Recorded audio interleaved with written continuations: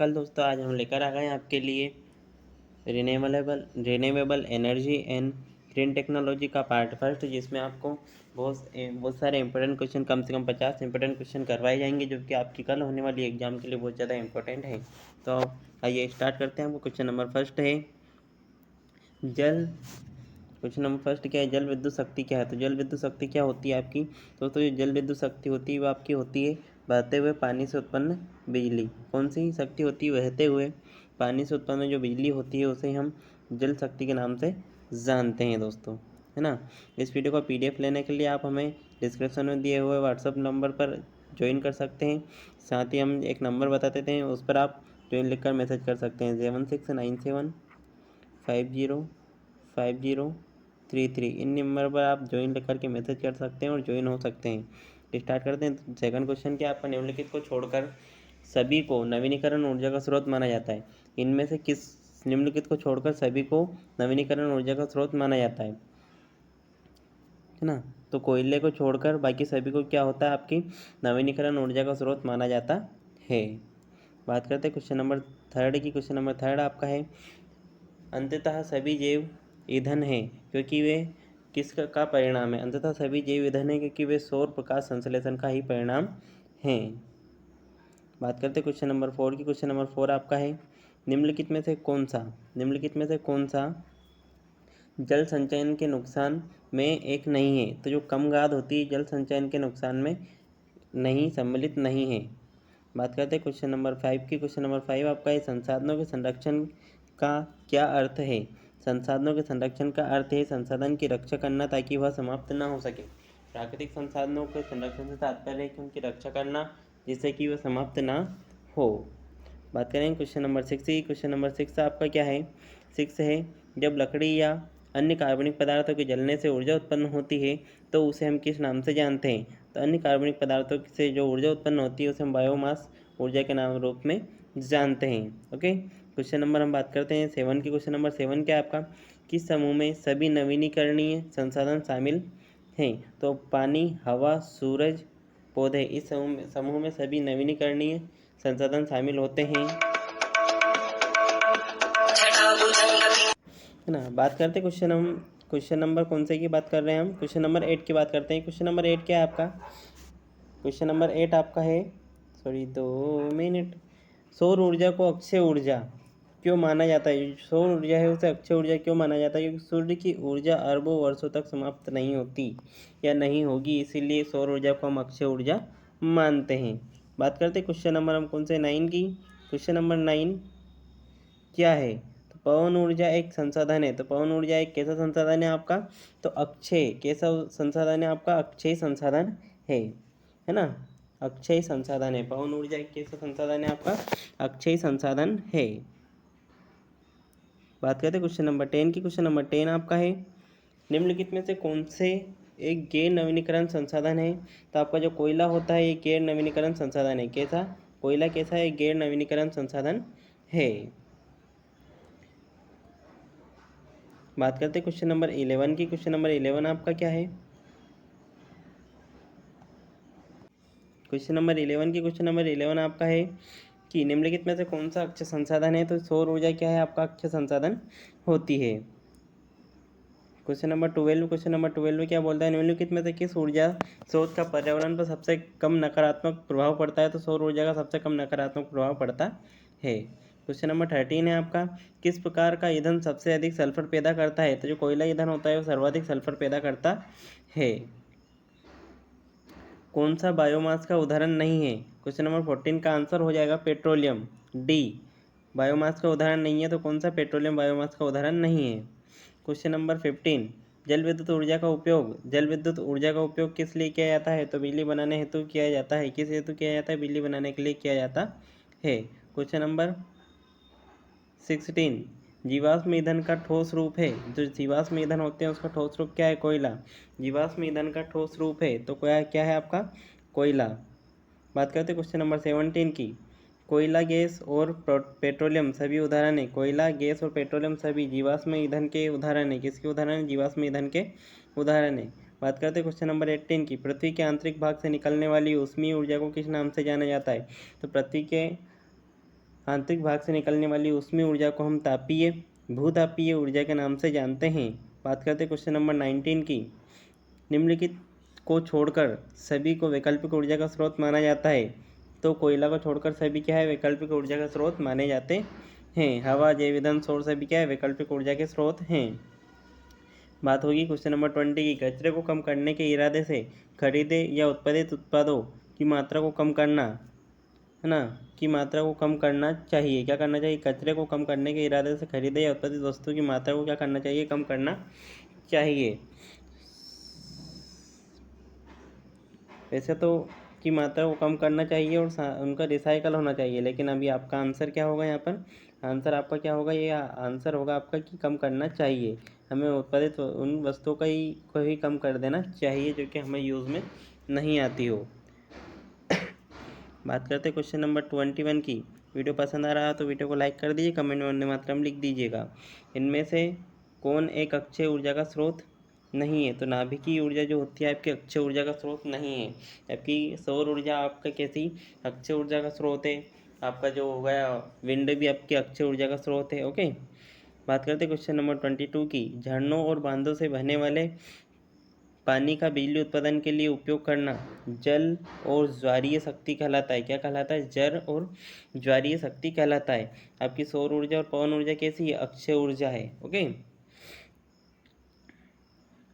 बात करते हैं क्वेश्चन नंबर 23 की। सौर ऊर्जा से जो सौर ऊर्जा होती है रवि से प्राप्त होती है। रवि से प्राप्त होती है मतलब कि आपके सन से प्राप्त होती है। किससे? सौर ऊर्जा किससे प्राप्त होती है? सन से प्राप्त होती है। रवि, भास्कर, जो भी बहुत सारे नाम है ना उनके।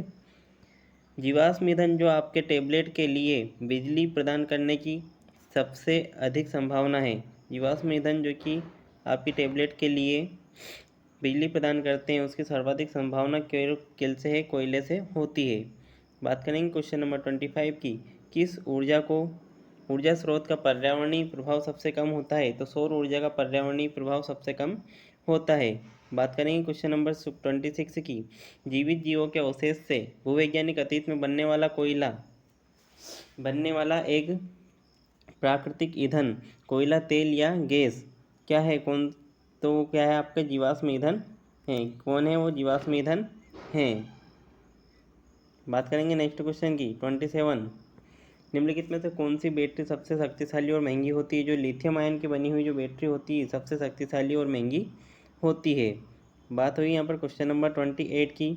उथले भूजल प्रणालियों के आदान प्रदान द्वारा इमारतों को गर्म और ठंडा करना ऊर्जा का एक रूप माना जाता है ना। उथले भूजल प्रणालियों के आदान प्रदान द्वारा इमारत को गर्म और ठंडा करना भूतापीय ऊर्जा का एक रूप माना जाता है। Question number 29। ऊर्जा संरक्षण का तरीका नहीं है। ऊर्जा संरक्षण का तरीका निम्न में से कौन सा नहीं है? तो लैपटॉप के बजाय डेस्कटॉप कंप्यूटर का उपयोग करना। किसके? लैपटॉप के बजाय डेस्कटॉप कंप्यूटर का उपयोग करना ऊर्जा संरक्षण का तरीका नहीं है। क्वेश्चन नंबर 30 कि सौर ऊर्जा क्या है? तो सौर ऊर्जा क्या है? आपकी सूर्य से प्राप्त होने वाली ऊर्जा सौर ऊर्जा कहलाती है, जो कि आपकी कैसी अक्षय भंडार है। जिसका कैसा भंडार है? अक्षय भंडार है। पृथ्वी के असमान ताप से ऊर्जा, जीवाश्म ईंधन से ऊर्जा, है ना, अब जो कि आपकी सौर ऊर्जा है ये अक्षय भंडार कहलाती है। क्वेश्चन नंबर 31 क्या है? कौन सा नवीनीकरणीय संसाधन सूर्य से अपनी प्रत्यक्ष ऊर्जा प्राप्त करता है? कौन सा नवीनीकरणीय संसाधन सूर्य से अपनी प्रत्यक्ष ऊर्जा प्राप्त करता है? तो सौर, है ना। कौन सा नवीनीकरणीय? सौर संसाधन जो होता है वो। क्वेश्चन नंबर 32 यदि एक ट्रैक्टर, ट्रेलर, ट्रक 20% तक कुशल है तो अन्य 80% का क्या होगा? तो अन्य 80% का क्या होगा? आपके ऊर्जा गर्मी के रूप में खो जाती है। किस रूप में खो जाती है? गर्मी के रूप में वो ऊर्जा खो जाती है। बात करते हैं क्वेश्चन नंबर हम कौन से की 33 की। निम्नलिखित में से कौन सबसे अधिक ऊर्जा कुशल प्रकाश बल्ब है? तो आपका जो LED बल्ब होता है सर्वाधिक कुशल ऊर्जा कुशल प्रकाश बल्ब होता है। क्वेश्चन नंबर 34 की बात करते हैं। हाइड्रोजन से चलने वाली कार में अपशिष्ट के रूप में क्या छोड़ा जाता है?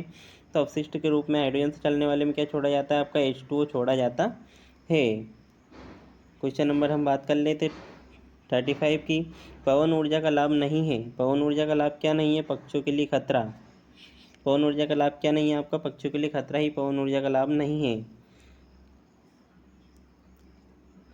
घर एक स्पष्ट कांच पैनल के साथ बनाया गया है जो सूरज की रोशनी को पार करने की अनुमति देता है ना। यह उदाहरण है, तो यह किसका उदाहरण? निष्क्रिय सौर का। किसका उदाहरण होता है? निष्क्रिय सौर का उदाहरण है। बात करेंगे क्वेश्चन नंबर 37 की। विश्व में ऊर्जा का कितना प्रतिशत नवीनीकरणीय ऊर्जा से आता है? तो 26%। क्या किससे आता है आपका? 26%। कितना? 26% किससे आता है? आपकी नवीनीकरणीय ऊर्जा से आता है। कौन सी ऊर्जा से आता है? नवीनीकरणीय ऊर्जा से आता है। व्हाट्सएप ग्रुप में ज्वाइन होने के लिए आपको नंबर बता ही दिए हैं, और पीडीएफ के लिए क्या आपको कुछ भी नहीं करना है, आपको व्हाट्सएप ग्रुप में ज्वाइन हो जाना है और कमेंट में केवल आपको वंदे मातरम लिखना है, जिससे कि हमें भी मालूम हो कि आप कितने लोगों ने वीडियो देख लिया है, ताकि हम ज़्यादा से ज़्यादा लोगों को पीडीएफ अवेलेबल करवा सकें। इसलिए आप कमेंट में वंदे मातरम जरूर लिख दीजिएगा। एक संसाधन जिसे ज़रूरत पड़ने पर बदला जा सकता है। नवीनीकरणीय ऊर्जा एक ऐसा संसाधन है जिसे ज़रूरत पड़ने पर हम बदल सकते हैं। पुराने डिब्बे और बोतलों को वापस बोतल में ले जाना एक उदाहरण है। किसका? रिसाइकल का। किसका उदाहरण है? आपका रिसाइकल का ही उदाहरण है। बात करेंगे क्वेश्चन नंबर 40। किस प्रकार की ऊर्जा कार्बन डाइऑक्साइड उत्पन्न करती है? तो आपकी किस प्रकार की ऊर्जा होती है जो कार्बन डाइऑक्साइड उत्पन्न करती है? जीवाश्म ईंधन, कोयला, तेल। जीवाश्म ईंधन, कोयला, तेल और गैस जो होती है, यह आपकी कैसी हानिकारक हो सकती है? जो हमारे लिए हानिकारक हो सकती है, ऐसी कार्बन डाइऑक्साइड उत्पन्न करती हैं। Question number 41। कागज़ के दोनों किनारों पर छपाई करने से कागज़ की बर्बादी होती है, इसलिए छपाई करने से कम कागज़ की बर्बादी होती है। आप यदि एक तरफ छपाई करेंगे तो क्या है, यहाँ मतलब कि यदि 15 कागज़ लगने होंगे, वहाँ पे 30 कागज़ लगेंगे। यदि आप दोनों तरफ करेंगे तो केवल आपका क्या होगा? 15 कागज़ों में काम हो जाएगा, तो कागज़ की बर्बादी नहीं होगी। कागज़ की बर्बादी नहीं होगी तो सीधा सीधा असर कहाँ पर जाकर पड़ेगा? आपके पेड़ों पर जाकर पड़ेगा। ओके, आप समझ गए होंगे पेड़ों से मेरा मतलब। नेक्स्ट क्वेश्चन की बात करते हैं। Question number 42। रसोई में सामान रखने के लिए पुराने जार का उपयोग किसका उदाहरण है? तो पुनः उपयोग का। किसका उदाहरण है? पुनः उपयोग का ही उदाहरण है। Question number 43। डिवाइस जो हाइड्रोजन और ऑक्सीजन को जोड़ती है और इस प्रक्रिया में बिजली पैदा होती है, उसे हम ईंधन सेल कहते हैं। किस नाम से जानते हैं हम उसे? ईंधन सेल के नाम से जानते हैं। किस नाम से जानते हैं? ईंधन सेल के नाम से। ओके, उसे हम ईंधन सेल के नाम से जानते हैं। Question number 44। एक गतिशील प्रणाली द्वारा दी गई उपयोगी ऊर्जा का अनुपात उसे आपूर्ति की गई ऊर्जा की क्षमता होती है। क्या होती है? उससे आपूर्ति की गई क्षमता होती है। आपूर्ति की क्षमता को ही हम गतिशील प्रणाली द्वारा दी गई उपयोगी ऊर्जा का अनुपात उसे दी गई ऊर्जा की क्षमता से संबंध रखता है। Question number 45। सूर्य से जो ऊर्जा प्राप्त होती है उसे हम सौर ऊर्जा कहते हैं। 3 से 4-5 बार पूछा जा चुका है ये क्वेश्चन, आपका 100% आना है। कितने परसेंट आ रहा है आपका ये? कल एग्जाम में 100% ये क्वेश्चन आ रहा है। सूर्य से प्राप्त ऊर्जा सौर ऊर्जा, और कैसा भंडार है सूर्य ऊर्जा?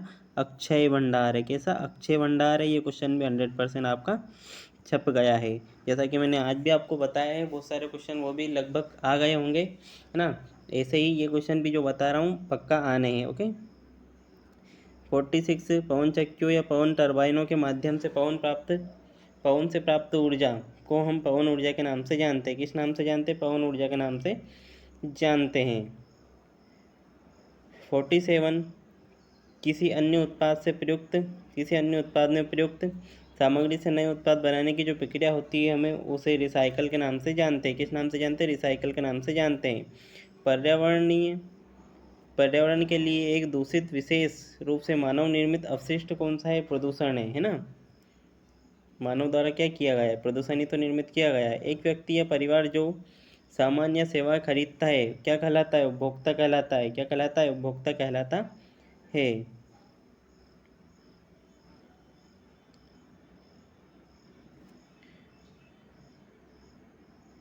संयंत्र सामग्री और पशु अपशिष्ट विशेष रूप से ईंधन के स्रोत के रूप में उपयोग किए जाते हैं। तो कौन से? बायोमास। कौन से? बायोमास संयंत्र। आज का जो वीडियो यहीं समाप्त किया जाता है। नेक्स्ट वीडियो आपके लिए बहुत जल्द अपलोड किया जाएगा। इस वीडियो के लिए आपसे केवल इतना ही है कि ज़्यादा से ज़्यादा लाइक करें, ज़्यादा नहीं, कम से कम 15 कमेंट आप वंदे मातरम कमेंट बॉक्स में जरूर। हर एक बंदा मतलब कि एक कमेंट करेगा तो ज़्यादा नहीं, कुल मिलाकर 15 कमेंट भी हो जाते हैं तो आपको जल्दी से जल्दी पीडीएफ भी अवेलेबल करवा दिया जाएगा, है ना। अब ज़रूरी नहीं है कि कमेंट करोगे तभी, है ना, लेकिन वो रहता है कि कमेंट कर देते हो तो ये रहेगा कि हमें भी अच्छा लगता है और साथ ही साथ जो है जो बच्चे होंगे आते हैं, वो जो नए बच्चे आते हैं उनको पीडीएफ नहीं मिल पाता। यदि आप 10 से 12 कमेंट या 15 कमेंट कुछ हो जाते हैं तो हम सीधे क्या करते हैं कि जो पीडीएफ है ग्रुप में अपलोड कर देते हैं। ओके, ठीक है। जय श्री महाकाल, वंदे मातरम। मिलते हैं नेक्स्ट वीडियो।